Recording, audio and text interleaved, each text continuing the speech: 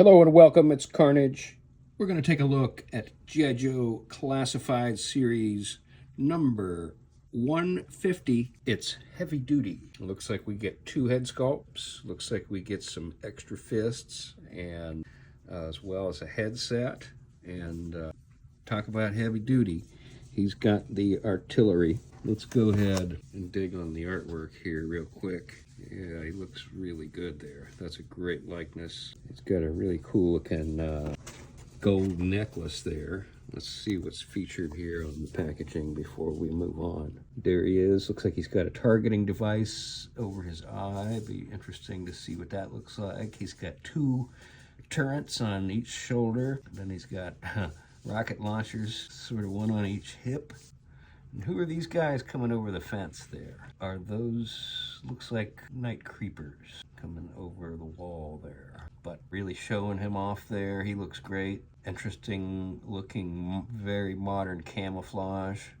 Let's go ahead and take a look at Heavy Duty. All right, so we've got Heavy Duty unboxed here, and he really looks great.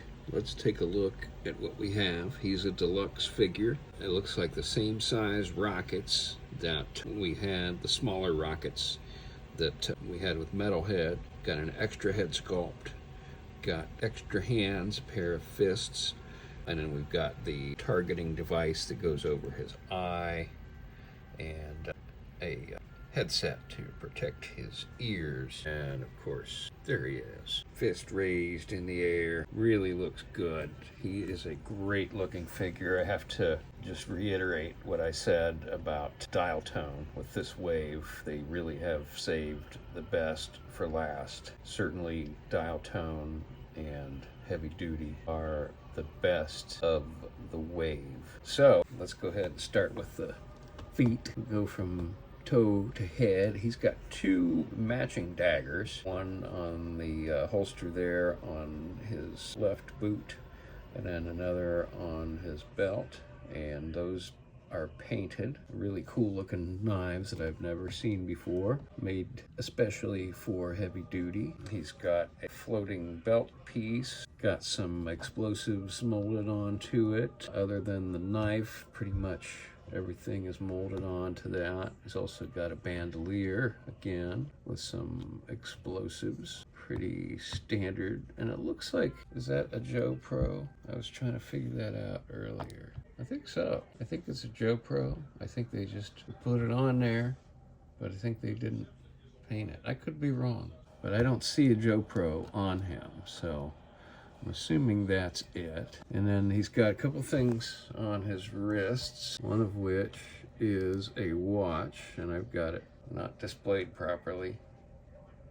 It should be on the outside of his wrist, obviously, and it says something on there. They're pretty clever about printing things. 73 beats per minute, so looks like it's checking his heart rate. And then he has another thing on his other fist there, and it is also removable, so be careful. Just a word of warning.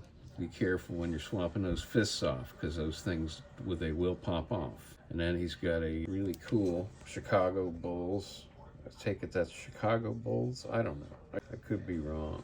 But he's got a cool gold necklace there with the head of the bull on it. And with this head sculpt, he's got the backwards ball cap. And it says Shred Head, right? Is that right? Shred Head is what it says on his ball cap. And then you can see his hair down there. He really looks good. He's got earrings, and I really like the sleeveless shirt. Looks really great. Man, he's just pretty stellar looking. I never went for taking that Cobra Island Roadblock and using it as Heavy Duty. Roadblock is Roadblock, but man, he really looks great. The shirt, the legs, it looks like these, I believe, the Sergeant Slaughter legs. So he is among the taller figures, as you'll see. I got a couple of shots with him next to a couple of others like Roadblock.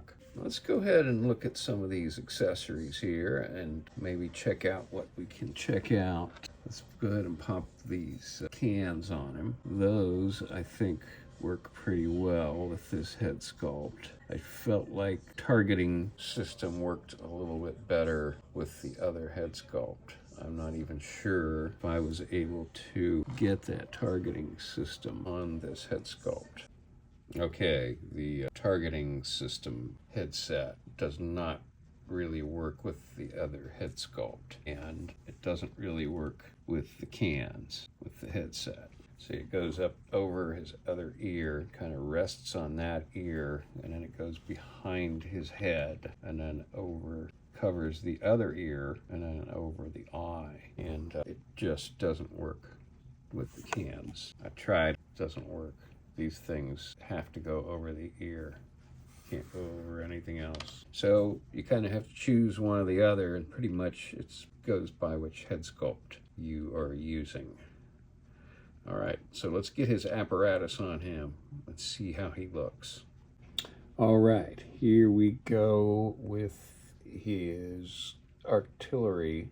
So let's look at what we got here. We got 4 guns, 2, 1, 2, and then 3, 4, and then we got the rocket launchers, and there are ball joints. The 2 guns here can be swapped with the rocket launchers, so you have some options. And the rocket launchers can be used independently of the whole system, and those look kind of cool as well. And then as you can see here, I got his right hand on the sort of the joystick firing device, and those are a bit tough to get his hands in, but once you get them in there, they're in there.